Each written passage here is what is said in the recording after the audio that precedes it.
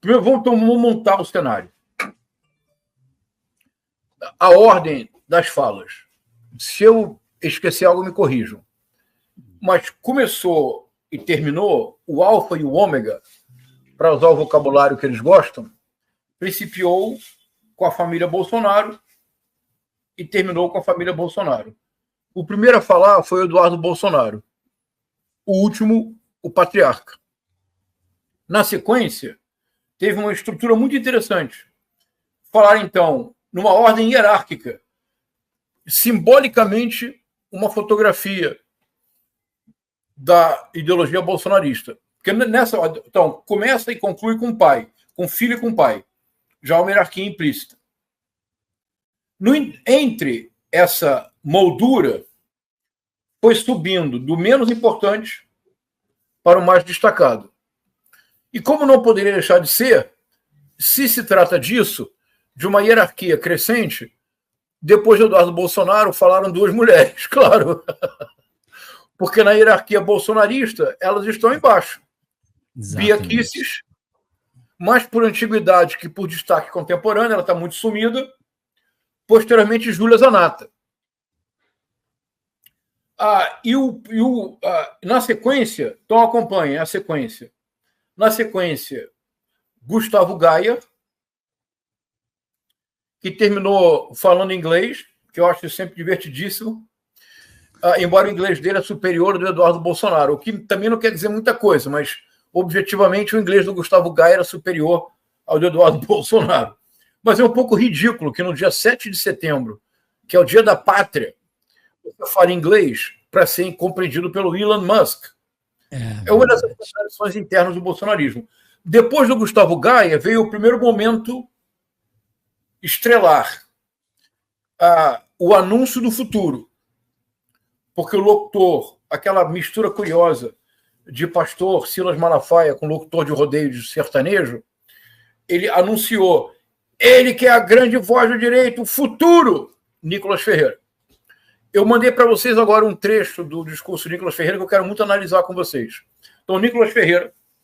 Depois, então, na sequência, Magno Malta, senador, Silas Malafaia, Bolsonaro.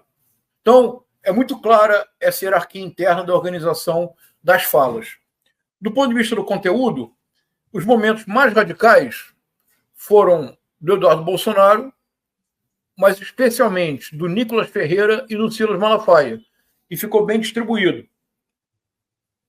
O Magno Malta, que é uma coisa muito curiosa de escutar o Magno Malta. Coisa, professor, me diga só uma coisa antes, sem claro. querer interromper. Deus esteve presente em todos os discursos?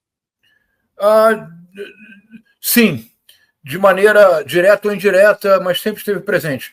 O Eduardo Bolsonaro agradeceu a Deus, depois agradeceu ao meu pai por essa luta infame, que é absolutamente genial. Mas não me falar disso, eu mandei para vocês. Que é absolutamente... Não é? Errou, né, filho? Tá errado, né? Até meu filho de 6 anos se assustou. É claro, né, filhão? Não tem condição. Todos mencionaram Deus. E eu quero mostrar o tipo de manipulação do repertório bíblico que caracteriza a teologia do domínio e o projeto político do Silas Malafaia e do Nicolas Ferreira. Mas estão todos. O Eduardo Bolsonaro foi bastante radical, o Nicolas Ferreira e o Silas Malafaia. O Silas Malafaia pediu o impeachment e a prisão do Alexandre de Moraes. E o Bolsonaro, desta vez, foi mais enfático do que no Rio de Janeiro em março e do que em São Paulo em fevereiro. Porque ele se referiu claramente ao impeachment do Alexandre de Moraes. Então, qual é o sentido real, me parece, da manifestação? Ao contrário do que diz o título, não é um impedimento do Alexandre de Moraes. Me expresso mal. É evidente. O Tarcísio falou? O Tarcísio falou? Desculpe. Não, desculpe. Tarcísio, Silas Malafaia, Bolsonaro, ou Silas Malafaia, Tarcísio, Bolsonaro. Esqueci do Tarcísio, obrigado. Isso, muito importante.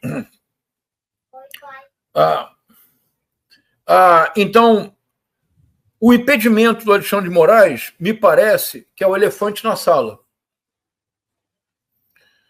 É a barganha é a possibilidade da negociação. Qual é o verdadeiro objetivo da manifestação? É a anistia para os presos políticos. É esse o verdadeiro objetivo. Porque a anistia aos presos políticos, na verdade, quer dizer anistiar o Bolsonaro. Obrigado por ter lembrado o Tarcísio, professor Viado. Na verdade, foi a nossa comunidade aqui que lembrou, a Gláucia Ribeiro, que lembrou. Muito obrigado, Glaucio. Muito obrigado, Glaucio, porque precisamente o discurso do Tarcísio foi na direção de propor uma pacificação. Mas ele disse, a pacificação supõe um gesto. E é importante observar uma mudança discursiva, que é bastante notável. O Nicolas Ferreira se referiu aos baderneiros do 8 de janeiro, mesmo termo usado pela Bia Kicis. Termo similar foi usado pelo Tarcísio de Freitas. A estratégia, portanto, não se trata de afirmar que não foi cometido crime. Do que se trata de defender a partir de agora é que crime houve, de baderna, não de golpe. Punição, portanto, deve haver, mas deve ser proporcional. De igual modo, e esse foi o sentido do discurso do Silas Malafaia, ele arrolou os 3 itens que condenariam o Bolsonaro, tentou mostrar que tentou descaracterizar os 3 como crimes, para dizer, então, que há uma desproporção da ineligibilidade com esses fatos por ele elencados. Então, vou repetir, eu acho importante, professor Viário, não nos enganemos. A proposta de impedimento do ministro Alexandre de Moraes é um elefante na sala. Eles sabem realisticamente que não há chance disso acontecer agora, com Rodrigo Pacheco na presidência do Senado. O discurso real é utilizar uma barganha. Anotem o que eu estou dizendo. A barganha é: abrimos mão do impedimento do ministro Alexandre de Moraes se ele fizer um gesto. Quem usou essa expressão? Governador Tarcísio. Qual é o gesto? É anistiar. Mas quer dizer, então, que eles não cometeram nenhum crime? O 8 de janeiro, sim. De baderna, não de golpe. Que haja uma punição proporcional. Como todos já estão na cadeia há pelo menos 1 ano, já teriam cumprido sua pena.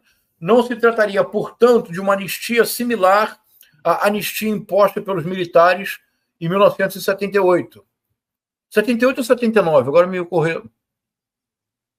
Anistia de 78? Agosto 79. De 79. Obrigado. Agosto de 79. Porque na anistia que os militares impuseram para permitir a redemocratização, os militares não foram sequer investigados, portanto, não foram punidos. Na anistia agora que eles propõem, as pessoas já estão na prisão há mais de ano. Já teriam, portanto, cumprido uma pena pela baderna, não pelo golpe de Estado. Então, o verdadeiro objetivo de toda manifestação agora, toda manifestação terá como gancho discursivo um impedimento do Alexandre de Moraes. É um elefante na sala. O verdadeiro objetivo é a anistia, teoricamente, dos baderneiros, expressão do Nicolas Ferreira, na verdade, do Bolsonaro.